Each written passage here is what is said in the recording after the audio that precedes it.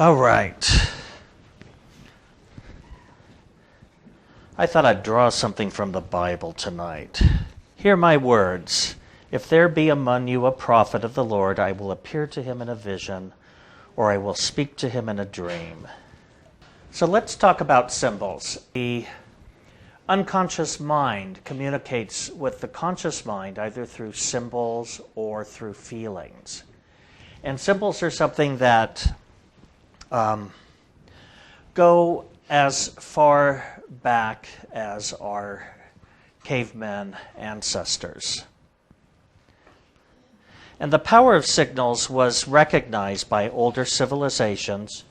They were incorporated into religion, ritual, myth, and art.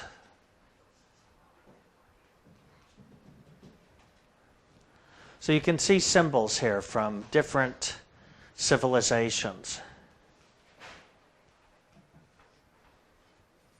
We're going to talk first about very simple geometric symbols, because these do show up repeatedly in the tarot cards. And one of the first symbols that we work with is a point.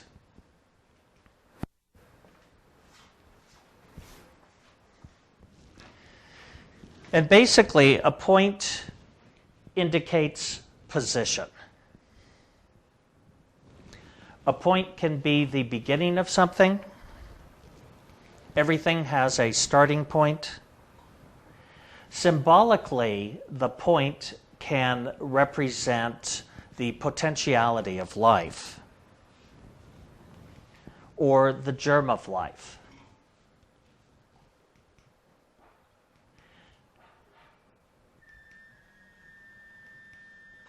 Now, a line is basically a point that is drawn out in space.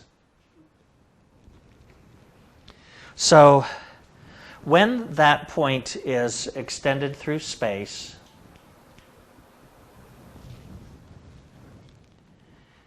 it has a beginning and an end, and a line represents to us length. Lines can also be directional.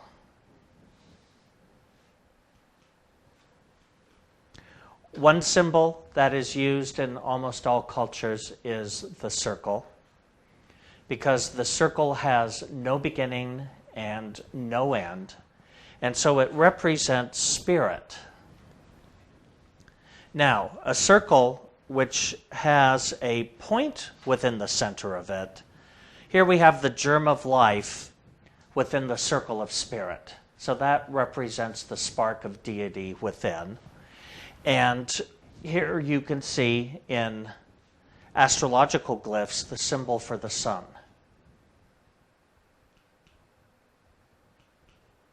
Other simple symbols that we'll see in the tarot cards are the square and the cross. The cross being two intersecting lines. This represents, much as the square represents the cubic of matter, the cross is the same. It shows where two planes intersect. So these will be symbols for matter. Basically, three-dimensional form. And the cube can also become the symbol of realization.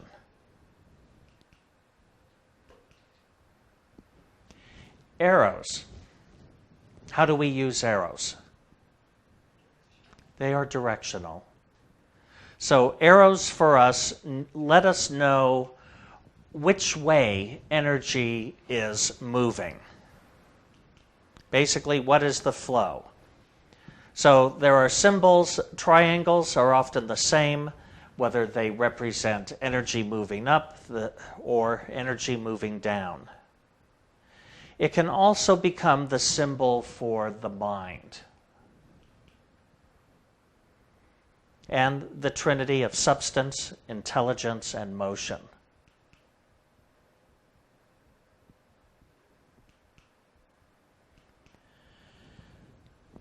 Another symbol is the spiral. This is something we see a lot here in the Southwest in rock art.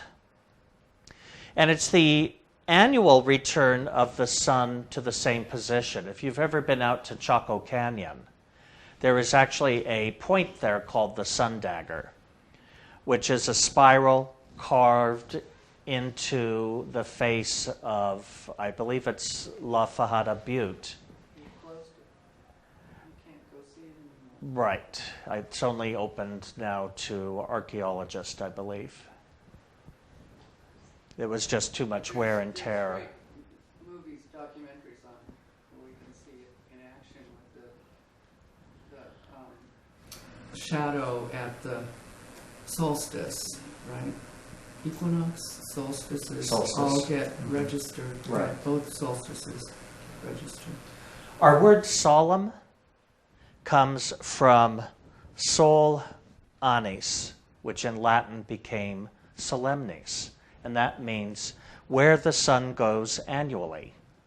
So our solemn holidays are those days that are measured by the return of the sun to the same point every year. In the Christian liturgical calendar, these are known as the fixed holidays. The other holidays, which are determined by a lunar calendar, we call movable feast. So the spiral also represents the progressive movement of life, that in a spiral, things return to the same place, but they are up a stage higher each time.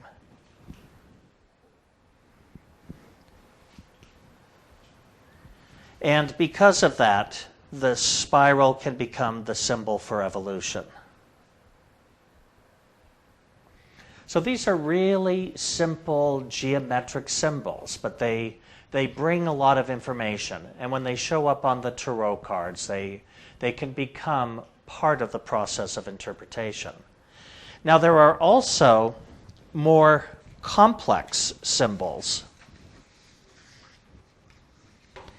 And complex symbols are called archetypes, allegories, and myths.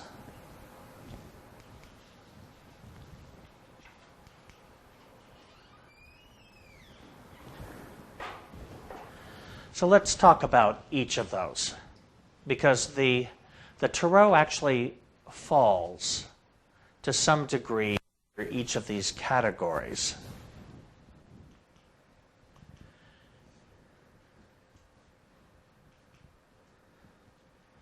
I believe it was Carl Jung that coined the term archetypes, coming from the Greek meaning original form.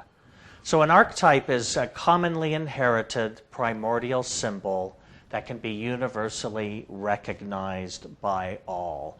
So who is that guy universally recognized by all? Death. Yes, we could have death, we could have a supernatural being, an angel. Here we may have a maiden and a wise man, a monk or mentor of some kind. So archetypes are sort of universally recognized symbols. They cross cultural boundaries. And in psychology, the archetypes represent models of personalities or of behaviors.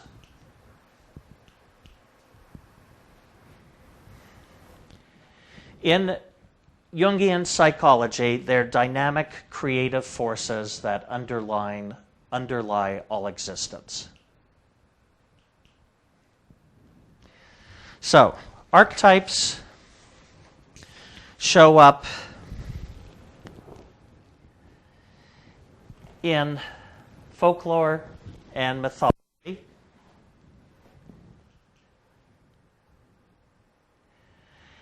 Myths, legends.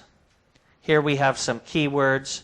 They can represent characteristics such as heroism, justice, love, mercy, truth, wisdom. Here, St. George fighting the dragon. It represents the, positive masculine force saving the damsel in distress from a, demonic or sexual energy. Kuan Yin, the Chinese Buddhist version of compassion.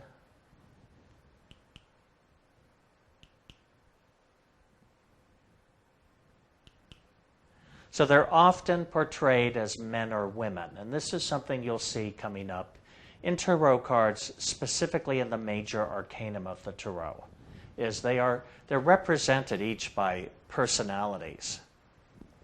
So, mother, seductress, imprisoned princess, witch, mediator, benevolent ruler, gallant hero, warrior, just lawgiver, martyred hero, dragon, trickster, shadow, shapeshifter, deceiver, lords of misrule. All are different types of archetypes which we may see appearing in tarot cards. Now, allegories, or tend to be emblems. They are also symbols. They were during medieval and early Renaissance times. And they are representations of abstract or spiritual meaning through concrete or material forms. Figurative treatment of one subject under the guise of another. So here we have the allegory of justice. She is seen blindfolded, showing that justice is blind to prejudice. In one hand, she holds the scales, which we know is finding balance, equilibrium. And in the other hand is the sword, the symbol of meting out punishment. So justice we think of as being a very abstract concept. But what's happened during the late medieval and early Renaissance periods is they were made into symbolic human forms. So an allegory can also be a symbolical narrative, poem, play, picture, in which the apparent meaning of the characters and events is used to symbolize a deeper moral or spiritual meaning.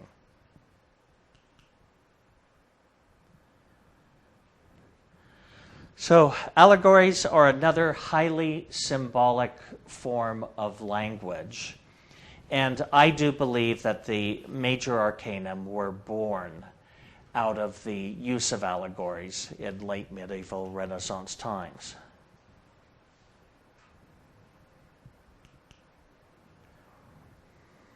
Her sword can be seen as cutting ignorance and delusion from truth, too. Right? Not just meting out punishment, but that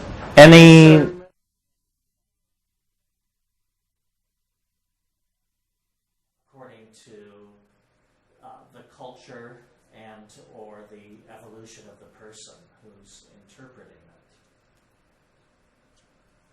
So, symbolic figures, actions, symbolic imagery. And they have an immense power to illustrate ideas, but also to capture the imagination of the viewer.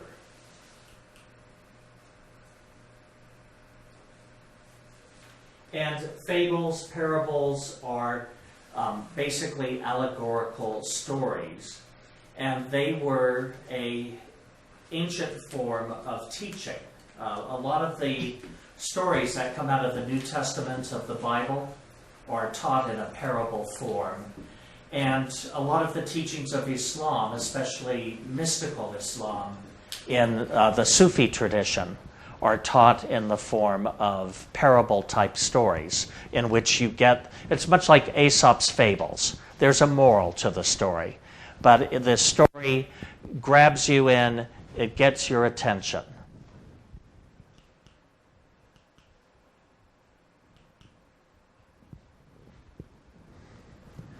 So we can see the oldest tarot cards come from this period where allegory was coming back into the vernacular and being used in teaching.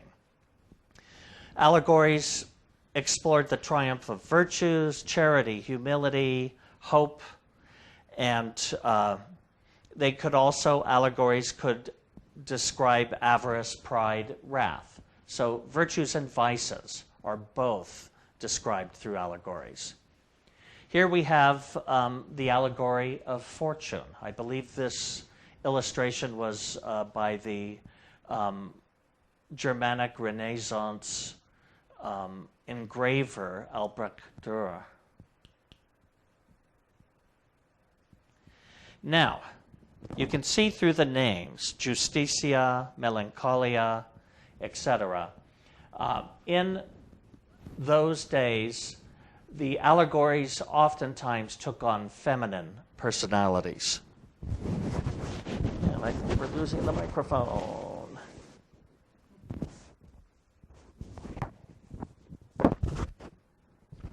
Hopefully it'll work. That's because I'm holding it towards my face. Sorry for the technical difficulties.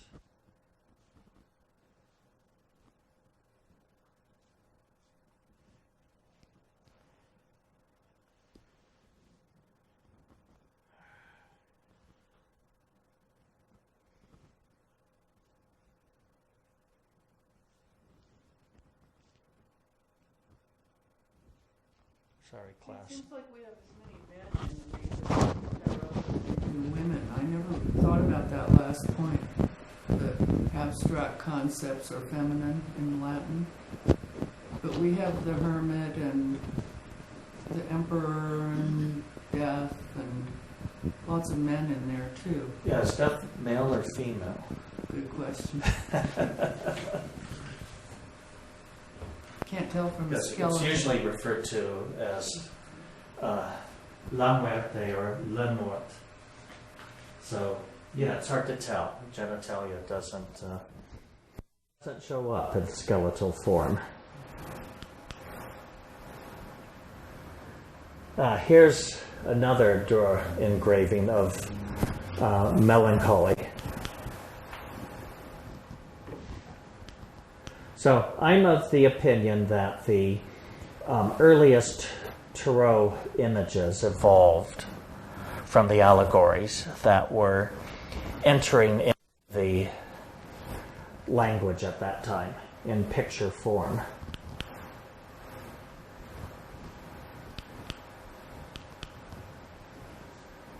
All right, let's talk about myths. Myths often describe how mankind assumed their present form. Whether this is one way to find that is in the creation stories of different world traditions. Myths also tell stories about what it means to be human and also how we survive as humans. Myths contain Jungian archetypes and are metaphors of our spiritual potentiality. And the myths come in and grab seats and grab handouts, and most of the available chairs are up front here. So you'll have to come this way.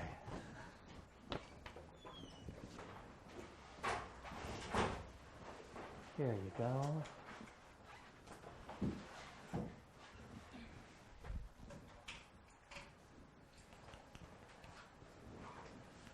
So,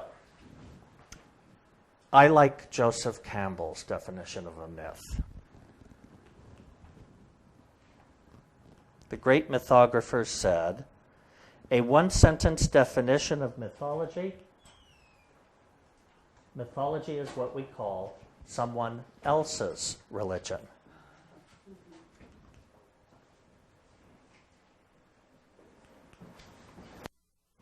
So, now we're going to move directly into Tarot symbolism. In the Brotherhood of Light deck, which is the deck I primarily teach from, though you're going to see a lot of different examples in this class, our card number 22 is known as the spiritualist or materialist. In most other decks, that is called the Fool or some version of that.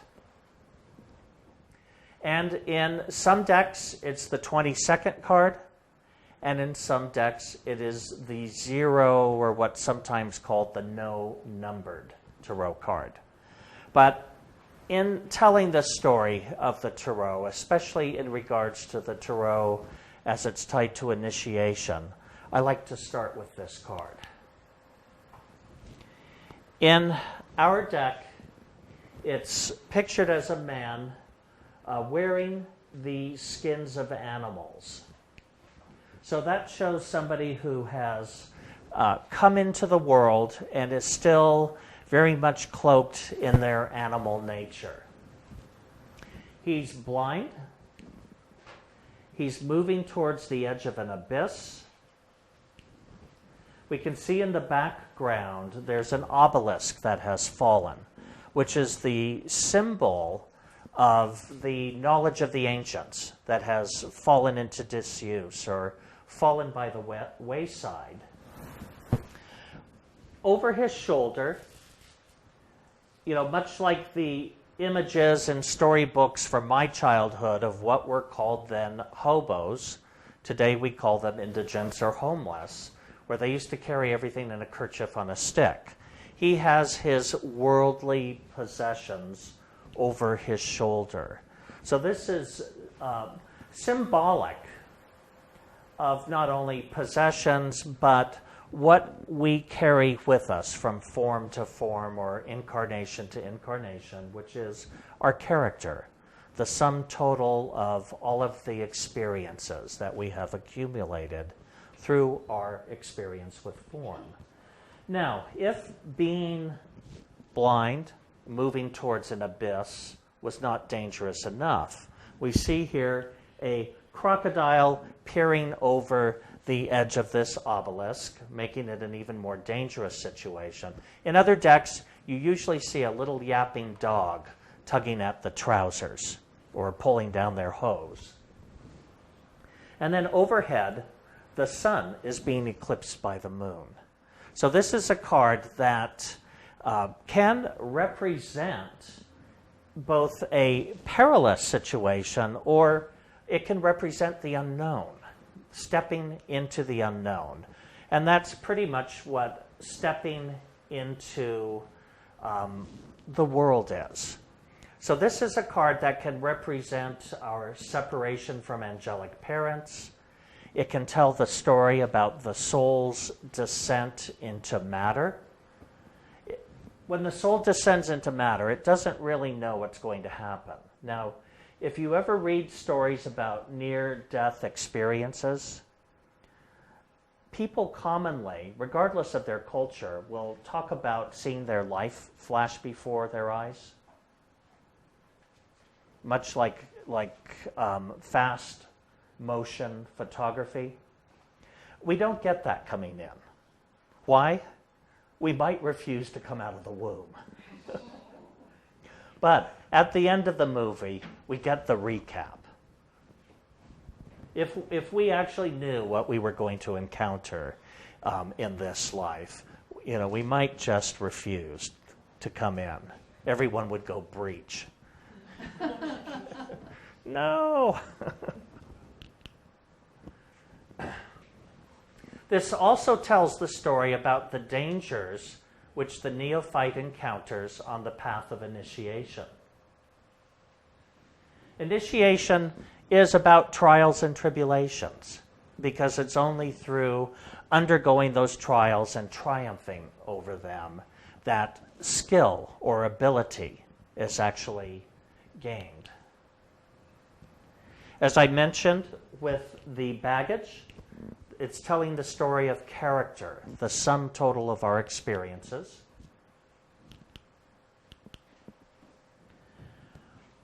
This card is called the Fool in many decks, so it can also represent the naive soul. Again, we don't know what we're encountering when we come in, so we come in naively. This can be read from the using Campbell's approach to mythology, which he outlined in his seminal book, The Hero with 1,000 Faces. This can be considered the call to adventure, which is part of almost every myth. At the edge of the abyss or the unknown. And in the Brotherhood of Light deck, this is a card that represents that dynamic tension between materialism and spirituality. You can see the duality in the sense of the eclipsed sun, that each soul comes into its experience with free will to determine how it's going to live, how it's going to apply its will. And it can be gained either through a purely materialistic view or a more spiritual view, or for many it is some spectrum between those two extremes.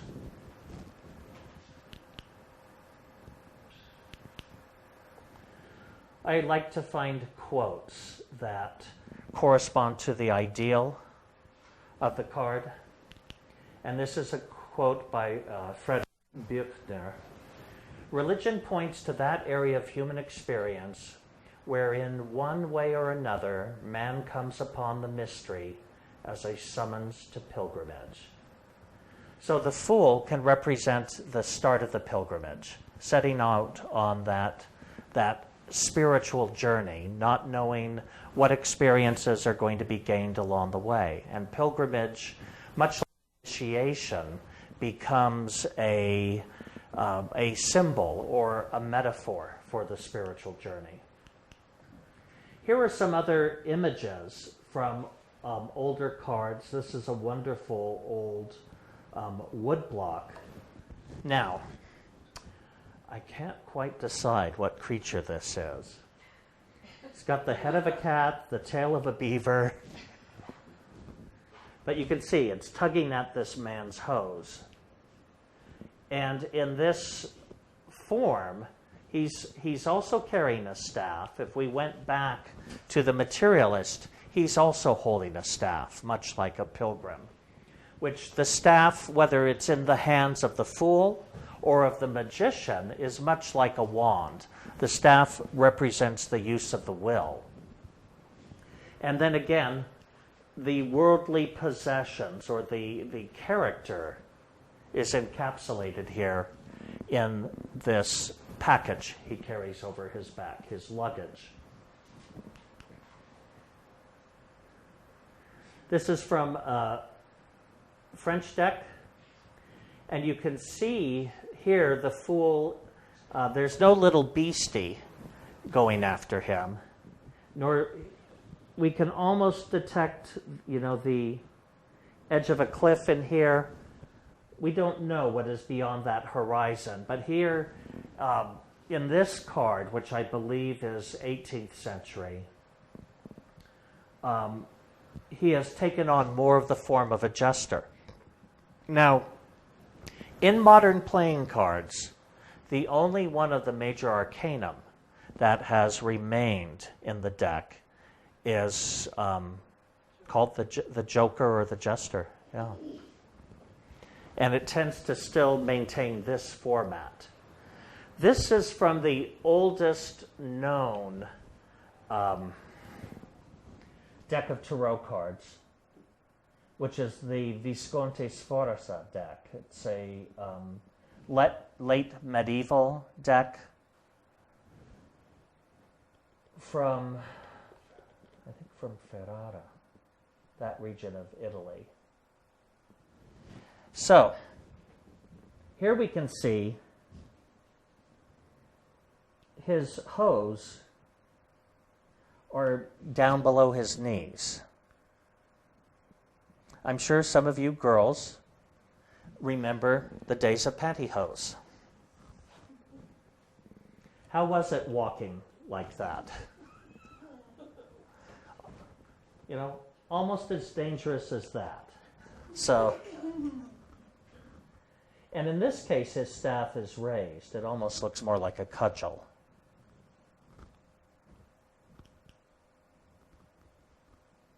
And this is a early 20th century deck, done in an Egyptian style, but also in a very almost 1920s Art Deco style.